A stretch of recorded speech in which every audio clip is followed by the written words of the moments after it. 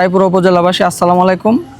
আপনারা অবগত আছেন আমরা কিছুদিন আগে রায়পুরা আন্ত কলেজ জাতীয় বিশ্ববিদ্যালয় কর্তৃক আয়োজিত যে এক জেলাভিত্তিক খেলার আয়োজন করা হয়েছিল, উক্ত খেলায় আমরা রায়পুরা কলেজে অংশগ্রহণ করেছিলাম।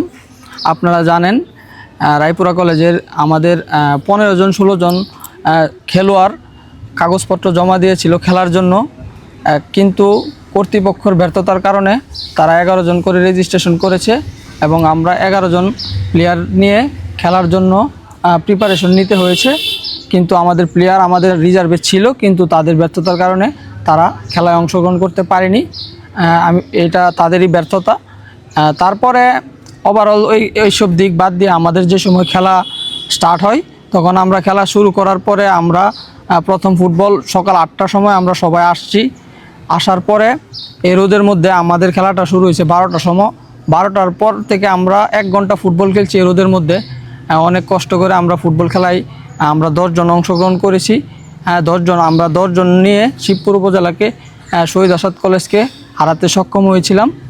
মাঠে আমরা বিজয়ী, কিন্তু দুর্ভাগ্যজনক আমরা এই বিষয়টা জানতে পারি 27 দিন পরে যে এই খেলাটা আমাদেরকে আমরা মাঠে বিজয়ী হয়েছি, কিন্তু আমরা কাগজ কলমে আমরা হেরেছি। জেলা চ্যাম্পিয়ন শিবপুর শহীদ আসাদ কলেজ, সেটা শুনে আমি খুবই দুঃখজনক এবং কষ্ট লেগেছে, কারণ মাঠে আমরা জিতছি রায়পুরা সরকারি কলেজ, কিন্তু কাগজ কলমে আমাদের জয় দেখানো হয়নি। তারপরে বিকালে 2-2:30টার সময় আরেকটা ম্যাচ শুরু হয়েছে, আমরা ক্রিকেট খেলা। ওই ক্রিকেট খেলায় আমরা 9 জন অংশগ্রহণ করতে পেরেছি রেজিস্ট্রেশন জটিলতার কারণে। 9 জন অংশগ্রহণ করার পরে 9 জন অংশগ্রহণ করে আমরা 11 জন পলাশের 11 জন প্লেয়ারদের সাথে মোকাবেলা করে আমরা খেলাটি জয়লাভ করেছিলাম। কিন্তু দুর্ভাগ্যজনক সেইটা আমরা আজকে জানতে পেরেছি যে ওই খেলাটাও তাদেরকে বিজয়ী ঘোষণা করা হয়েছে। এখন আমার এই কর্তৃপক্ষ আমাদেরকে, আমি খেলার দায়িত্বে ছিলাম ক্রিকেট এবং ফুটবল, কিন্তু আমাকেও বলে নাই বা আমার টিম মেম্বার যারা আছে যারা খেলছে তাদের কাউকে তারা এই বিষয়ে কিছু জানায় নাই, এবং আমাদেরকে না জানিয়ে আমাদেরকে তুচ্ছ-তাচ্ছিল্য করে আমাদেরকে যখন আমরা এইসব বিষয়ে স্যারদের কাছে জানতে চেয়েছিলাম, কিন্তু স্যাররা আমাদেরকে বলে যে এটা নাকি প্রীতি ম্যাচ ছিল। এক কলেজ এবং এই খেলাগুলি কি প্রীতি ম্যাচ হতে পারে, সেটা আমার প্রশ্ন তাদের কাছে। যদি প্রীতি ম্যাচ হইতো তাহলে তো এভাবে হতো না। প্রীতি ম্যাচ হলে আমরা 11 জন খেলতে পারতাম, কিন্তু আমরা রেজিস্ট্রেশন জটিলতার কারণে তারা আমাদেরকে 11 জন খেলতে বা অংশগ্রহণ করতে দেয় নাই।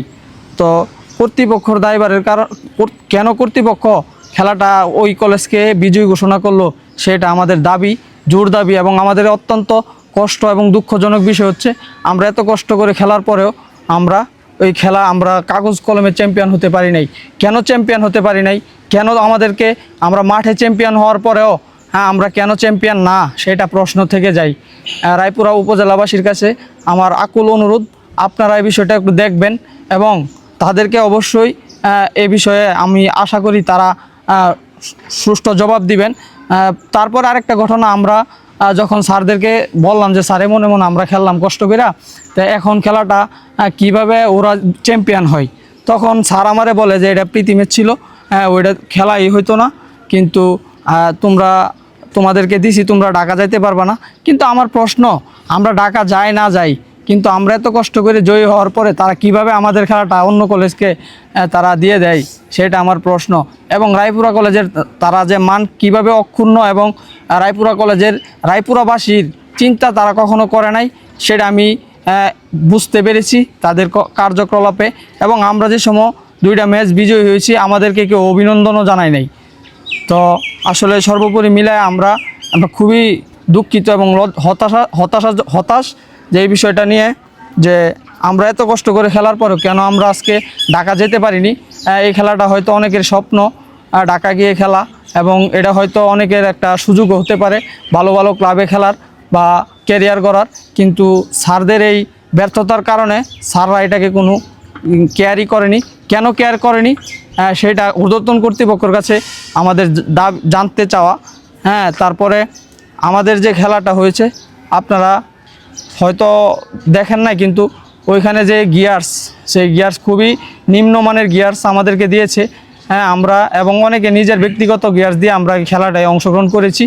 তো এখন বিষয়টা হচ্ছে আমাদের দাবি, আমাদের খেলাটা কেন অন্য উপজেলাকে বিজয়ী ঘোষণা করতে হয়েছে বা ওরা কিভাবে হেরেও জেলা চ্যাম্পিয়ন হয়েছে সেটা আমরা জানতে চাই ঊর্ধ্বতন কর্তৃপক্ষ।